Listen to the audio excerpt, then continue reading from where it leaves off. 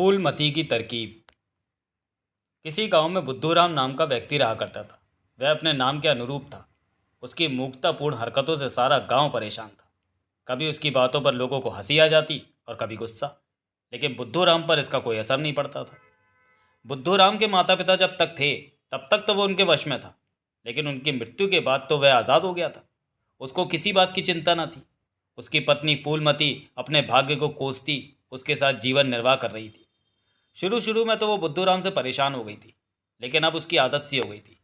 बुद्धूराम को वो किसी काम को करने से पहले खूब समझाती कि अच्छा क्या है और बुरा क्या है, लेकिन बुद्धूराम किसी की सुनता ना था, करता था अपने मन की। दिन बीतते जा रहे थे। इसी बीच फूलमती ने एक लड़के को जन्म दिया। उसका नाम रखा चुन्नू।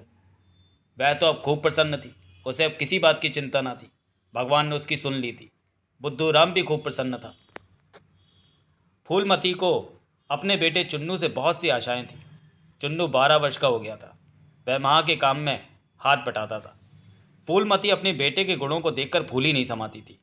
सब कुछ बदल गया था, लेकिन बुद्धूराम ज्यों का त्यों था। वह अपनी मूर्खतापूर्ण हरकतों से बाज नहीं आता था। लोग उसे मूर्ख बनाकर चले जाते थे। कितने ही लोगों ने उसे ठग लिया था, लेकिन उसे अकल नहीं आती थी। एक दिन की बात है। बुद्धूराम अपने बेटे चुन्नू के साथ खेत पर काम कर रहा था। तभी एक ठग की नज़र बाप बेटे पर पड़ी। देखते ही उसने पहचान लिया कि ये तो बुद्धूराम है। उसने उसे ठगने की सोची। बस फिर क्या था, वह पहुंच गया बाप बेटे के समीप। पहुंचते ही उसने चुन्नू की पीठ को थपथपाते हुए कहा, बेटे, अपने मामा को नहीं पहचाना? इतना सुनना था कि बुद्धूराम ने झट से कहा, आप इसके मामा हैं? ये तो बड़ी खुशी की बात है। चुन्नू आश्चर्य से अपने मामा की ओर देख रहा था कि इतने वर्षों बाद मामा कहाँ से प्रकट हो गए। बुद्धूराम प्रसन्न था। उसने ठग से पूछा, चुन्नू के मामा, आपने मुझे पहचाना कैसे? इस पर ठग ने तबाक से कहा, जीजा जी, आपको भला कौन नहीं जानता। बुद्धूराम तो अपनी बड़ाई सुनकर गदगद हो गया था। उसने चुन्नू को कहा, जा अपनी माँ से कह दे मामा आए हैं। चुन्नू बेचारा घर की ओर बढ़ चला। ठग मंद ही मंद मुस्कुरा रहा था। उसे अपनी योजना सफल होती नजर आने लगी थी। फूलमती को जब चुन्नू ने खबर सुनाई तो उसे संकट की बू आने लगी थी, क्योंकि उसे मालूम था कि वह ठग उसके पति को ठग कर चंपत हो जाएगा। वह अपने माता पिता की इकलौती संतान थी। फिर भाई होने का तो सवाल ही पैदा नहीं होता था। वह आने वाली मुसीबत से सामना करने की तरकीब सोचने लगी। तभी बुद्धूराम ने घर में प्रवेश किया और फूलमती को आवाज़ देते हुए कहा, अरे भगवान, देखो तुम्हारा भाई आया है। इतना सुनना था कि फूलमती रसोई से बाहर निकली और ठग को देखकर बोली, भैया, इतने दिनों बाद कहाँ थे अब तक? मैं तो राह देखती देखती थक गई। बुद्धूराम ठग से बातचीत करने में तल्लीन था। उसने फूलमती से कहा, देखो, तुम्हारे भाई साहब पहली बार यहाँ आए हैं। इन्हें किसी चीज़ की कमी नहीं होनी चाहिए। मेरी बात को याद रखना।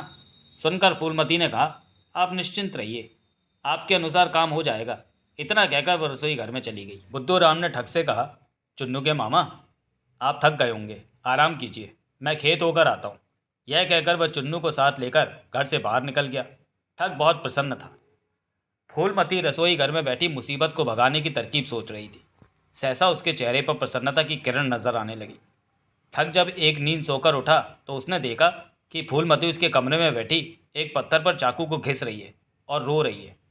पास ही में मिर्च पाउडर का डिब्बा भी रखा हुआ था। उसे कुछ समझ में नहीं आया। उसने फूलमती से पूछा, बहना, तुम रो क्यों रही हो?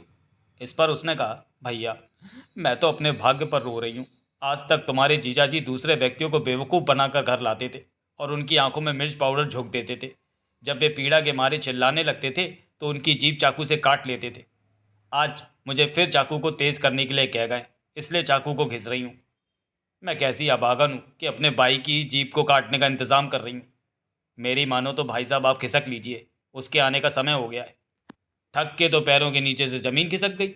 उसने बुद्धूराम के कहे गए प्रत्येक शब्दों पर जब अपना ध्यान दौड़ाया तो उसे आभास होने लगा कि हो ना हो बुद्धूराम उसे अवश्य फांसेगा। उसने झट से कहा, बहना, तुम्हारा उपकार मैं कभी नहीं भूलूंगा, मैं चलता हूँ। यह कहकर ठग निकल भागा था। बुद्धूराम ने जैसे ही घर में प्रवेश किया वैसे ही फूलमती आई और बोली, भैया गुस्सा होकर भागे जा रहे हैं, उन्हें रोकिए। सुनकर बुद्धूराम ने गुस्सा होने का कारण पूछा तो उसने झट से कहा, भैया आपको सब्जी अपने हाथों द्वारा बनाकर खिलाना चाहते थे। उन्होंने मुझसे चाकू और लाल मिर्च पाउडर का डिब्बा मांगा तो मैंने देने से इनकार कर दिया। मैं बोली, आप हमारे अतिथि हैं, ये आपको शोभा नहीं देता। बस इतना सुनना था कि गुस्सा होकर वे घर से बाहर निकल गए। बुद्धू राम इतना सुनकर बोला, अतिथि तो भगवान का रूप होता है। यदि वे सब्जी बनाना चाहते थे तो उन्हें ही बनाने देना था। ला, मुझे दे लाल मिर्च का डिब्बा व चाकू, मैं उन्हें समझाकर वापस लाता हूँ। यह कहकर वह मिर्च पाउडर का डिब्बा व चाकू लेकर बाहर आ गया था। बुद्धू राम ने जब ठग को देखा तो जोर से चिल्लाते हुए कहा, चुन्नू के मामा, रुक जाइए, मैं आ रहा हूँ। ठग ने जब उसकी आवाज़ सुनकर देखा तो बुद्धू राम के हाथों में चाकू व डिब्बा दिखाई दिया। उसने मन ही मन सोचा, अब तो खैर नहीं है। वह सिर पर पैर रखकर भाग खड़ा हुआ था। उसके पीछे बुद्धू राम दौड़े जा रहा था, आवाज़ देते हुए,